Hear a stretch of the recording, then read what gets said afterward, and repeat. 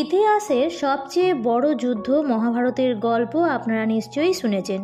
এই সমস্ত ঘটনার অনেক ছোট ছোট গল্প রয়েছে। ধর্ম ও অধর্ম নিয়ে পাণ্ডব ও কৌরবদের মধ্যে এক বিরাট আকারের যুদ্ধ হয়েছিল। মহাভারতের পরতে পরতে লুকিয়ে আছে চারিত্রিক টানাপোড়েন, নিজের সঙ্গে নিজের লড়াই এবং অস্তিত্বের সংকট।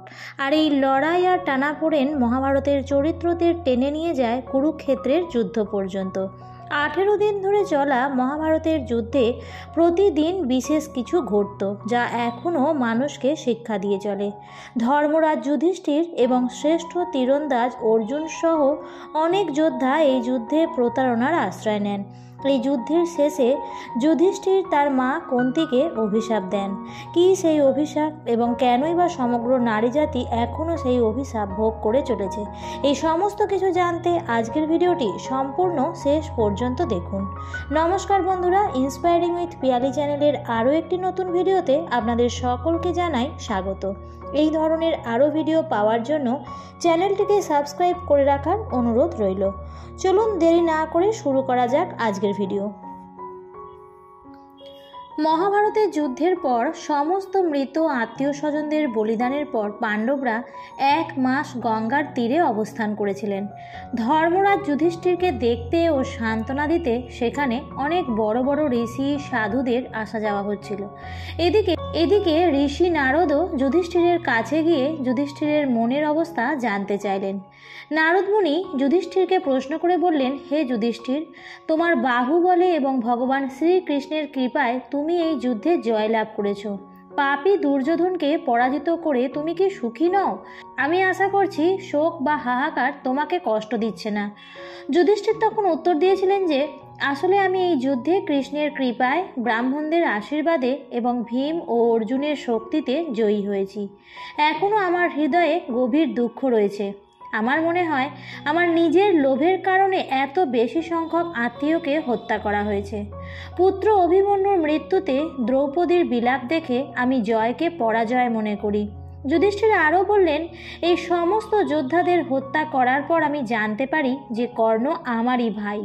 তিনি সূর্য দেবতা এবং আমার মা কুন্তির মিলন থেকে জন্মগ্রহণ করেছিলেন। সারা বিশ্ব তাকে সুতপুত্র বলে মনে করত, কিন্তু বাস্তবে তিনি ছিলেন আমার মায়ের প্রথম সন্তান। আমি তাকে অনিচ্ছাকৃতভাবে হত্যা করেছি। এই জিনিসটি আমাকে ভিতর থেকে কুঁড়ে কুঁড়ে খাচ্ছে। অর্জুন, ভীম বা ছোট 2 ভাই কেউই জানতো না যে কর্ণ আমাদেরই বড় ভাই।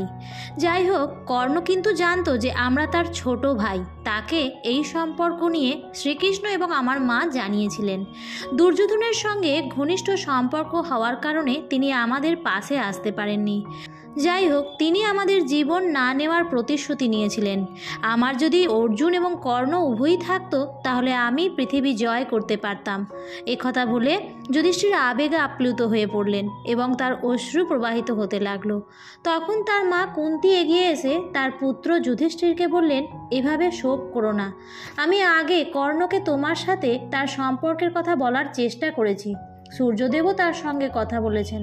তবে ঘনিষ্ঠ বন্ধুত্বের কারণে কর্ণ দুর্যোধনের সঙ্গ ত্যাগ করেননি। মা কুন্তির এই সান্ত্বনার কথা শুনে যুধিষ্ঠির তার ক্রোধ ও দুঃখকে শান্ত করতে পারলেন না। ধর্মরাজ যুধিষ্ঠির তার মা কুন্তিকে বললেন, এত বড় কথা লুকিয়ে তুমি আমাদের নিজেদের বড় ভাইয়ের হত্যাকারী বানিয়েছ।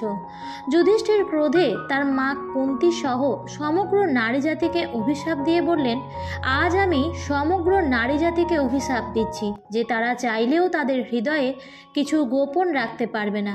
তিনি সমগ্র নারী জাতিকে অভিশাপ দিয়ে বসেন, এখন থেকে কোনো নারী তার পেটে বা মনের মধ্যে কোনো কথা, কোনো কিছু লুকিয়ে রাখতে পারবে না। এমনটাই বিশ্বাস করা হয় যে যুধিষ্ঠিরের অভিশাপের কারণেই নারীরা তাদের মনের মধ্যে কোনো কিছুই লুকিয়ে রাখতে পারে না। যাই হোক, আমার আজকের ভিডিওটি এই পর্যন্তই। ভিডিওটি দেখে যদি ভালো লাগে তাহলে অবশ্যই লাইক, কমেন্ট, শেয়ার করবেন বন্ধুরা।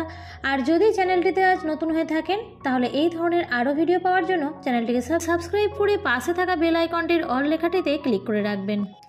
আবার দেখা হবে পরবর্তী নতুন ভিডিওতে। ভালো থাকবেন, সুস্থ থাকবেন। ধন্যবাদ।